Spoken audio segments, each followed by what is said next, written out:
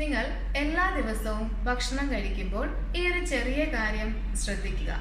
ഒരു 40% fruits and വെജിറ്റബിൾസും 25% fibre rich കാർബോഹൈഡ്രേറ്റും 25% പ്രോട്ടീനും 10% ഹെൽത്തി ഫാറ്റും ഉപയോഗിക്കാൻ ശ്രദ്ധിക്കുക. ഇങ്ങനെ കഴിച്ചാൽ കൂടുതൽ നേരം വയറ് നിറഞ്ഞതായി തോന്നുകയും അമിതമായി ഭക്ഷണം കഴിക്കാനുള്ള സാധ്യത കുറയുകയും ചെയ്യും. അതുപോലെ തന്നെ വേണ്ട പോഷകങ്ങളും ലഭിക്കും. ഫ്രൂട്ട്സ് ആൻഡ് വെജിറ്റബിൾസിൽ വ്യത്യസ്ത കളറിലുള്ളവ ചെറിയ അളവിൽ ഉപയോഗിക്കുക. ഇലക്കറികളും ഉൾപ്പെടുത്തുക.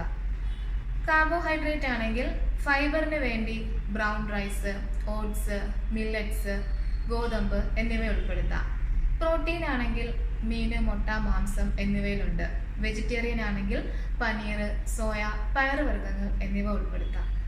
ഹെൽത്തി ഫാറ്റ് ആണെങ്കിൽ നെയ്യിൽ കിട്ടും, ഡയറി പ്രൊഡക്ട്സിലുണ്ടാവും. അതുപോലെ തന്നെ നട്ട്സിലും ഹെൽത്തി ഫാറ്റ് ഉണ്ടാവും.